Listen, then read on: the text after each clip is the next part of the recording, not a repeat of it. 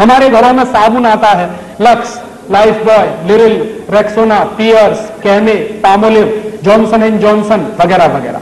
ये सब साबुन क्यों खरीदते हैं? एक बार मैंने एक भाई से पूछा कि लक्स से क्यों नहाते हो? कहने लगा माधुरी दीक्षित कहती है। एक दूसरे से पूछा कि तुम क्यों लगाते हो? कि हेमा मालिनी कहती है। तो कभी माधुरी दीक्षित और हेमा मालिनी कुएं में गिरेंगे तो हम भी गिरेंगे। ये बेवकूफी मत करिए। और मैं, शायद आपको मालूम नहीं है कि माधुरी दीक्षित ही या हेमा मालिनी या कोई भी फिल्मी हीरोइन लक्स से नहीं नहाती, साबुन से नहीं नहाती। तो आप पूछेंगे मुझको कैसे मालूम?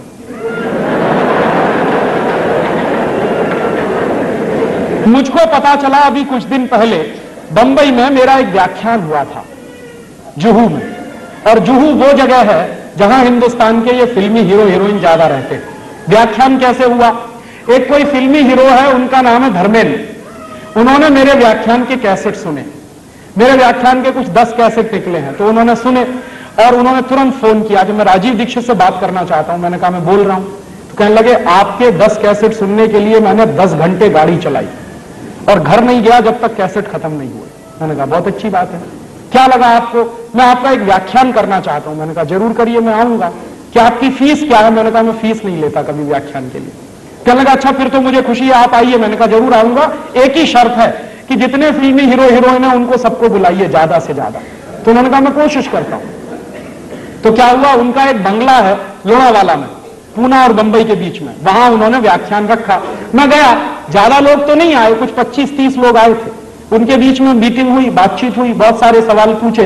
जब खत्म हो गए उनके सवाल तो मैंने उनसे कहा कि अब मैं एक सवाल पूछूंगा। तो हेमा मालिनी से मैंने पूछा कि आप मुझे बताओ कि लक्स से नहाती हो? नहीं। लाइफ बॉय से नहाती हो? नहीं। कैमे से नहाती हो? नहीं। लिरिल से नहाती हो? नहीं। मैंने कहा आप नहाती भी हो? तो कहने लगी नहाती तो रोज हूं। मैंने कहा फिर किससे? तो उन्होंने बताया चने के आटे में मलाई डाल के नहाती हूं, माने बेसन में मलाई डाल के नहाती हूं। तो मैंने कहा अगर आप बेसन में मलाई डाल के नहाती है तो ये बात पूरे देश को क्यों नहीं बताती? कहने लगी डर लगता। मैंने कहा क्या डर लगता? कि अगर हिंदुस्तान की सभी बहनों ने बेसन में मलाई डालकर नहाना शुरू किया तो सब हेमा मालिनी हो जाएंगे। तो मेरी तो कुर्सी खतरे में पड़ जाएगी। तो आप ये जान लीजिए कोई भी फिल्मी हीरोइन साबुन से नहीं नहाती। क्यों? उसका कारण है, जितने साबुन हैं वो बनते हैं कास्टिक सोडा से, और कास्टिक सोडा शरीर की त्वचा के लिए बहुत खराब होता है। और आप ये चाहें तो प्रयोग करिए, साबुन से नहाइए, नहाने के 20 मिनट के बाद जब आपका शरीर सूख जाए तो नाखून से ऐसे लाइन खींचिए, सफेद रंग की लाइन खींचेगी। और आजकल ठंडी का दिन है, साबुन से नहाइए, 10 मिनट बाद आपका पूरा चेहरा सफेद सफेद हो जाए। क्यों? उसमें जो कास्टिक सोडा है वो आपकी शरीर की त्वचा से चिपक जाता है, चाहे जितना पानी डालिए धुलता नहीं। इसलिए साबुन सबसे रद्दी चीज है। तब आप पूछेंगे बेस्ट क्वालिटी क्या है? बेस्ट क्वालिटी है मुल्तानी मिट्टी। मिलती है अभी भी इस देश में, खरीद लाइए बाजार से। क्या करें उसका?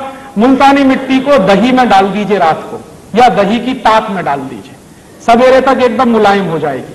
उसको पेस्ट बनाइए, शरीर पर ऐसे ही लगाइए जैसे साबुन लगाते हैं, और नहा लीजिए गर्म पानी से, एकदम फ्रेश हो जाएंगे आप। दूसरा तरीका, चने का आटा माने बेसन, उसमें मलाई मिलाइए, पेस्ट बनाइए, उसको रगड़िए और उससे नहाइए। तीसरा तरीका, आप जो है अपने घर में ले आइए मसूर की दाल का आटा। मसूर की दाल होती है, उसको पिसवाइए, उसका आटा बनता है, उसमें शहद मिलाइए, मध मिलाइए, और उसका पेस्ट बना के उससे शरीर को लगाइए और गर्म पानी से नहाइए, आपकी स्किन एकदम सॉफ्ट हो जाएगी। चौथा तरीका, मुल्तानी मिट्टी लीजिए, अरीठा का पाउडर लीजिए, शिकाकाई पाउडर लीजिए, तीनों को बराबर बराबर मात्रा में मिलाइए, डिब्बे में बंद करके रखिए। 1 साल तक इसका कुछ नहीं बिगड़ता। नहाने के 20 मिनट पहले 1 चम्मच पाउडर 1 गिलास पानी में डाल दीजिए, और उस पानी से पहले शरीर के बाल धो लीजिए, आपके बाल टूटना बंद हो जाएंगे।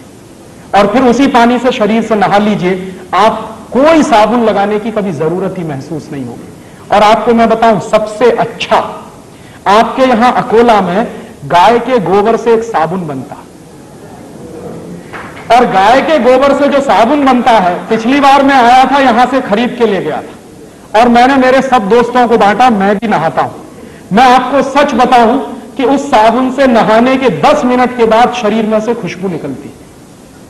फिर एक दिन मैंने पुराने कुछ ग्रंथ खोजे तो मुझे पता चला कि हिंदुस्तान में जब यज्ञ किया जाता था तो किसी भी राजा को यज्ञ करने से पहले गोबर से स्नान करना जरूरी होता था। भगवान राम ने भी यही किया था। जब भगवान राम ने यज्ञ किया तो गोबर से स्नान किया था, तब यज्ञ करने के लिए बैठ पाए थे।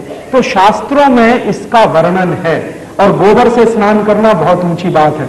आपके घर में अगर देसी गाय है तो उसके गोबर से आप सीधे स्नान कर सकते हैं, नहीं है तो आपके अकोला में बनता है इतना अच्छा साबुन, और अगर आप वो खरीदेंगे तो पैसा कहां जाएगा?